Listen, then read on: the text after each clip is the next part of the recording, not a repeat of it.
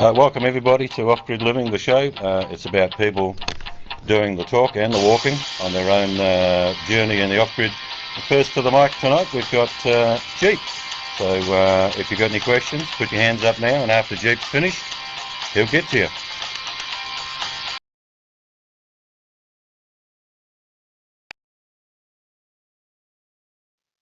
Well, first off, thanks for everybody for coming along tonight and giving me the opportunity to talk here. Jeep Girl and I, we were there at the Homestead this weekend. I posted the video link there to the video. We were took a quick day trip one down a week ago after the bad storms here. We had tornadoes just across the river from us and wiped out a whole town. So we wanted to make sure we got down there and seen the damage or anything to the property. We did have some wind damage, and the state forest next to us as we were driving out, we really noticed a lot of wind damage there, but we did have some trees come down from that. So we were able to go ahead and get there this weekend and broke out the saw and bucked it up and got it stacked. We don't have an axe for splitting or a maul yet, so all our wood is just stacked for convenience. None of this wood is being used, even though the one tree that we brought down, it came down because it was clearly dead, and it came would be okay to burn this year. We're still saving it for next year after we get into the homestead. It was mainly just we came in late on Saturday evening as the sun was going down, so we just had some supper and sat around the fire for the evening, and then when we got up early in the morning we had some breakfast and then we started to work. So the video is more just of the Sunday work that we were able to get done. The property owners, or the original property owners, the people that we bought it from, actually came out that afternoon, and they're a nice older couple, and they just like to see what we're doing and progress and everything. So they came out and we actually had a good visit with them, and they were, happy to see the work that's being done. And they owned the whole end down on the video there where the last 40 acres was. They built the home there and they own this piece here, but now they've since then sold us it all. Yeah, they kind of adopted us, so they come in and visited with us for a little while, and then the sun was going down again on Sunday, so we had to come back in. But we were able to get a lot of work done, cut up those 3 trees that fell into the service road there, and get those all cut up and hauled over. We don't have a wheelbarrow, so we carried them by hand all the way back to the other end of the property and stacked them. And we also brought out one of the cheap blue tarps and stacked a bunch up on there and dragged the tarp along the ground and carried a bunch that way.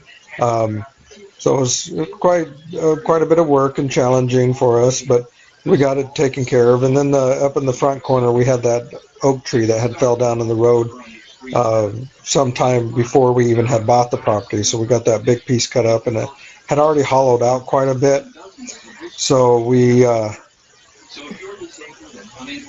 just cut it up, and it would be nice to split that when we finally get a chance to split it up. But more or less, a lot of things we're doing right now is we've been researching some different cabin designs, some shed designs,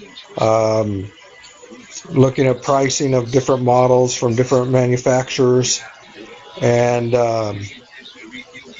doing that kind of thing, and some stuff online, how much it would cost. We have basically decided that anything that we're going to build other than the what we're calling the bathhouse, just the small shed out to the back, will be on separated, but the actual living will be on that concrete pad. It's already there. We're talking, $3,000-4,000 worth of concrete on it, so we might as well utilize it and use it to our benefits. So that's going to be there. Other than that, we really just things here around the house basically. Takes quite a bit of task for us to get everything lined up, because Tiny Jeep, we don't want him right now out there at the property being so cold and everything, so lining everything up so we can have time for us to be out there to work and get things done. Beyond that, we're just tugging away, and hopefully, by next year we'll have everything ready. And I'm going to go ahead and turn it over to the questions now. It looks like Barry's going to start it off. And go ahead, Barry. Two things, Jeep.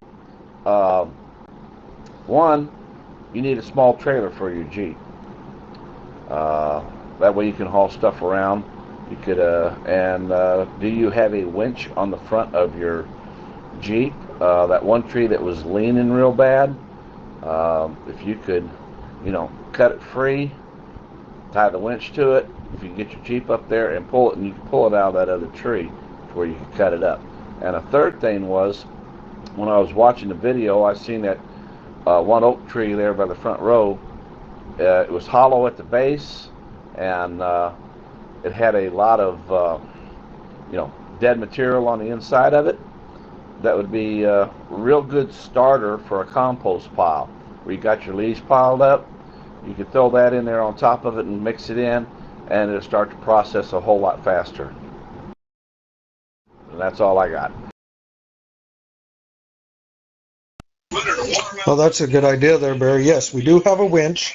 I have a 12,000-pound winch on the front of it, and yes, we have already used it for that exact purpose there at the Homestead. We've used it to not only help if the tree's going one way and we want to pull it to the other. We've used it to pull it to another direction. I got shackles, and I got I just drew a blank, but the winch lane turns on it so you can make 90-degree turns and that type of thing, and go from trees to trees. Snatch blocks. So yeah, we do have that, and we have that, and I have several different size straps and tree savers and that type of stuff, all for that reason. So yeah, definitely that, and we can always use it to secure other types of things too. So yeah, definitely the winch is very handy. I do not have a trailer. I wish I did have a trailer. Even one of those receiver racks, which I used to have, but someone actually stole it. But it would go right into the 2-inch receiver, and it was the mesh rack that you could put in behind the Jeep. And that would have been great too, because then I could do that. But yeah, the last time we were out there, we actually had the winch, and so the winch that's on it right now is a brand new winch. We killed it the last time, but it was something mechanical inside the motor of the winch, and I had replacement warranty on it, so they just replaced the entire winch completely. So the new winch hasn't got anything on it yet. It's all brand new. And go ahead, Seeds. Yeah, I've got a couple of questions. One's relative to the shape of your land. One is, I know it's like two-tiered. It goes up and into the hill. And the question for that is, in the future, a wind turbine. Have you checked out or know any of the prevailing winds and how it will affect your block? Do you get the winds coming on the lower section, or are they coming from the higher section? Because I'm sure you're going to head down that road in regards to supplementing your power in the future. And secondly, have you found out definite now, I know we spoke about it about a month ago, but the codes in requirement for a composting toilet? I know it doesn't seem very significant, but it really is. So have you found out the definites of what you can and can't do, and the wind turbine question? Thanks, mate.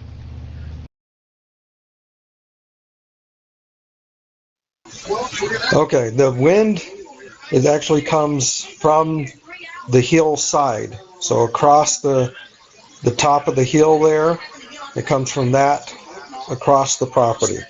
the prevailing winds do.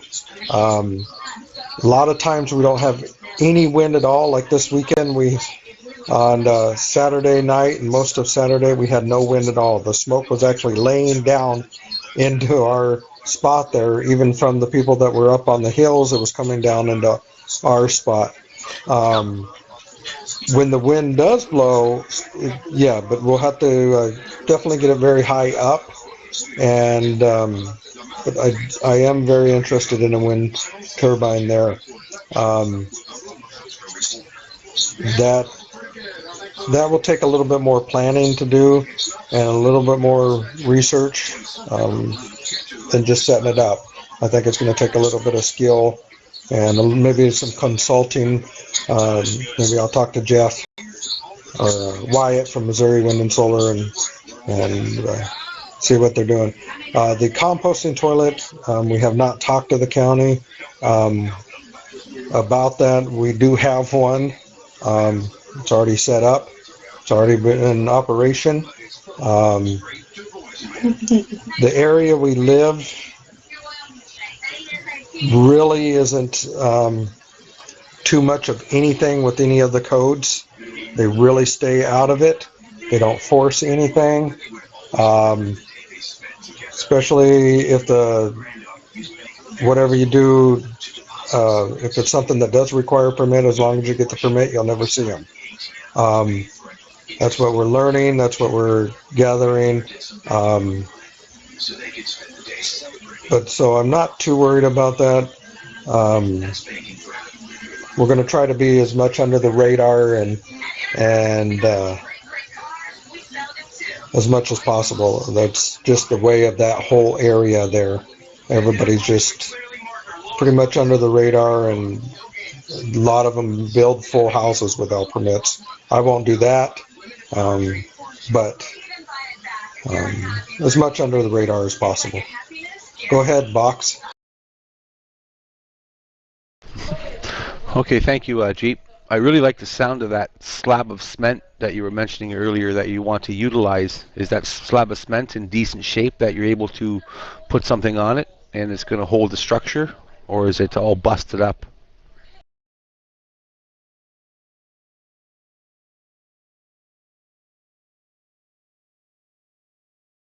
Yeah, that slab is perfect. It has the winter footings in it.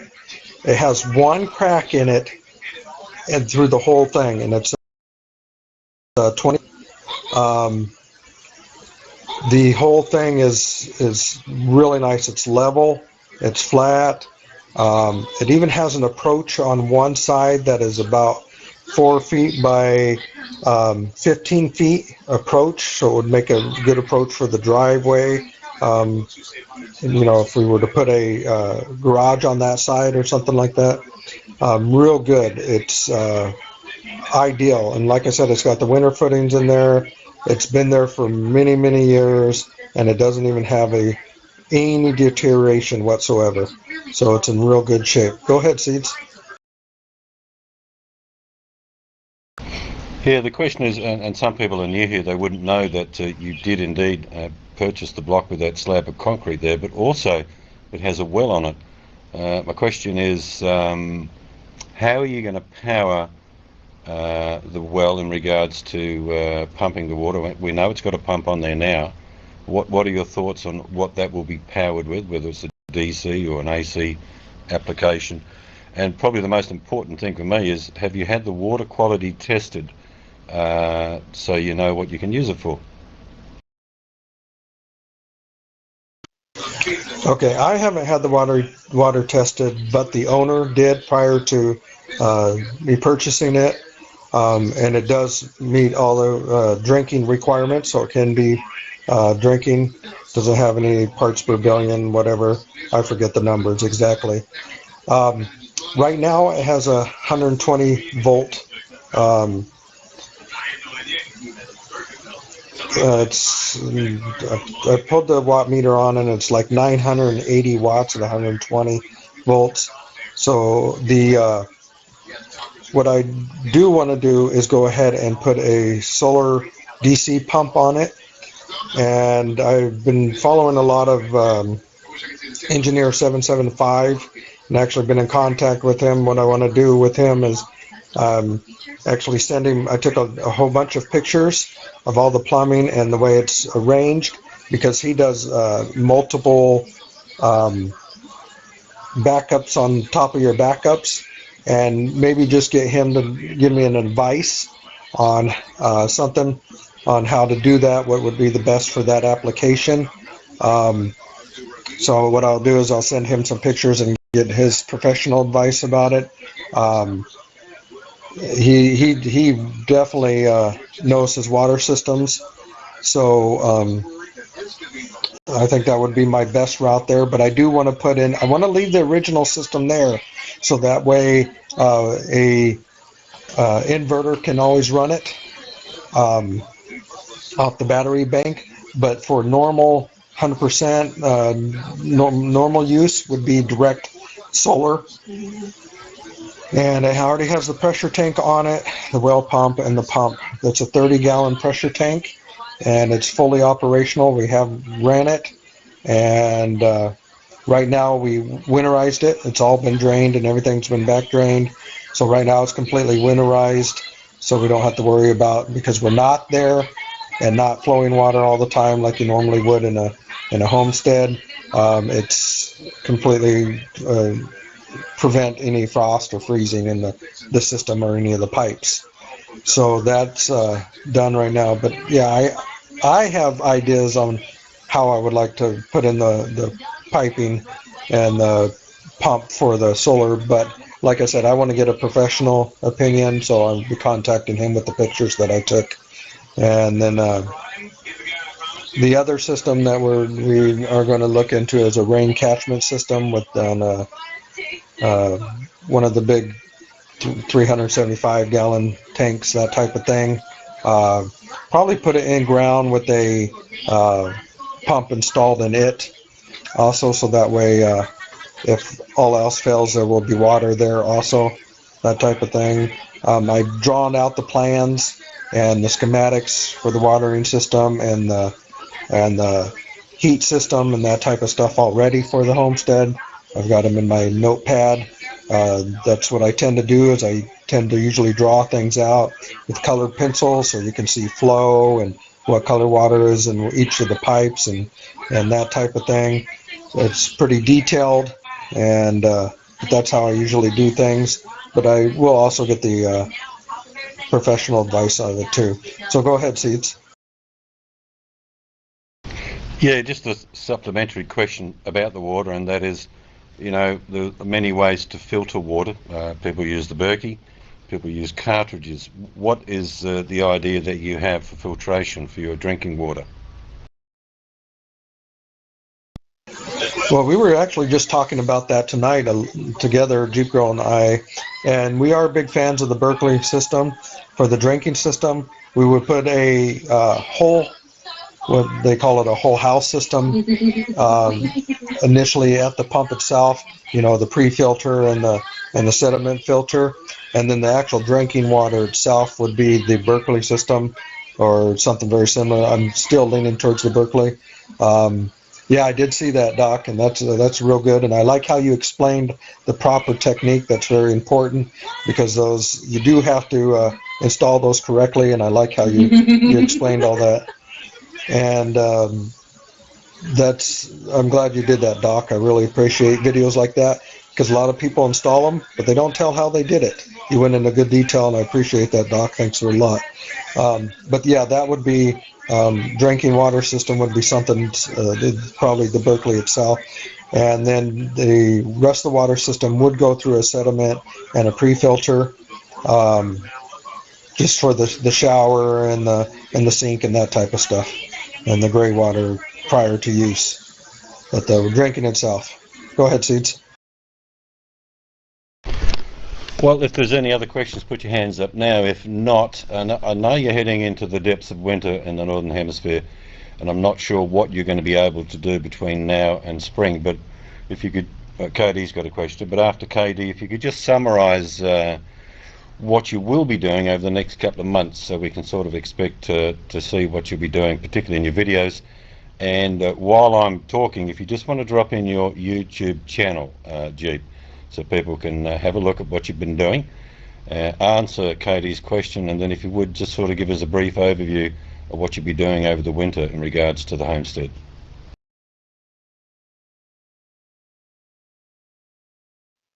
Yep, go ahead, Katie. Yeah, I was wondering what size, square foot size you're looking at, and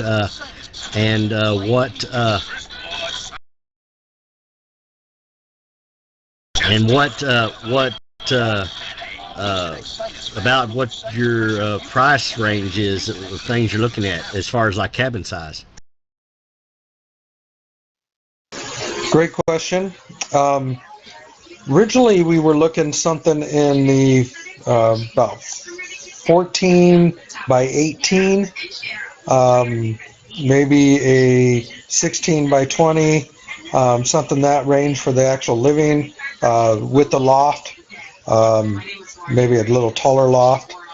But lately here, we've been looking at quite a few of these ones that have the garage and the cabin attached. It's all as one, and they're averaging about 24 by 26, 20 by 26, somewhere in that, and that's including the garage, where you could use the additional loft space above the garage, and then half of it being a one bay for the garage, and the other half, where it would be normally another bay, would actually be the other living quarters. We're really starting to lean towards this because of the size of that slab. We can park the Jeep in the garage right on half the slab and use the other half the slab as the living quarters itself. We're just starting to look into that and getting the research done on that and more about it. But it's really appealing. We like the design. Right now, there's prices that are all over the place, and I'm going to try, as far as that goes, to get the bare minimum as far as the purchase price, and then build onto it myself, do all the work myself. It will be basically just a post exterior building and do all the interior and everything all myself, and that would be the what we're looking at. So they're averaging between 7,000 and 13,000 for just the posterior, which is still really inexpensive for a living, but the inside is where it would come in. Still, the first thing first is probably the 100 square foot, 80 square foot or so bathhouse that we'd like to put up first thing right away come springtime. But we'll see what happens. Go ahead, Katie.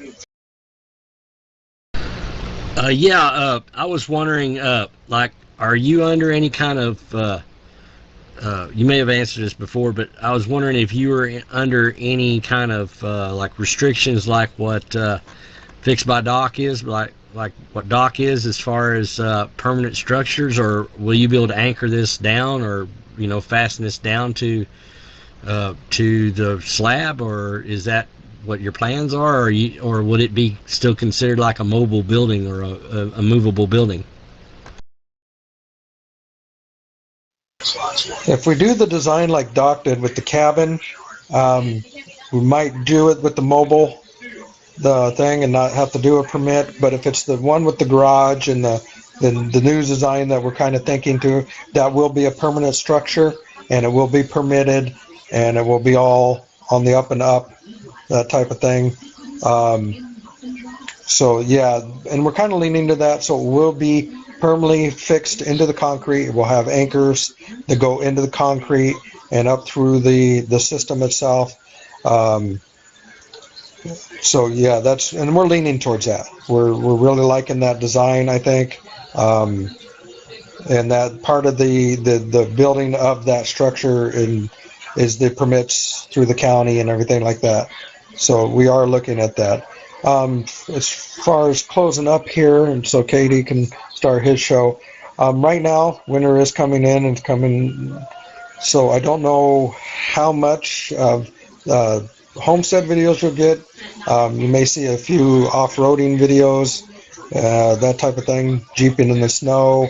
I have videos from the summer, from when we went on our jeeping excursions and the different off-road parks. So I'll be editing those, that type of thing throughout the winter. So I have, new content. You haven't seen those videos at all, but I'll be editing them and making videos into our off-road excursions, that type of thing.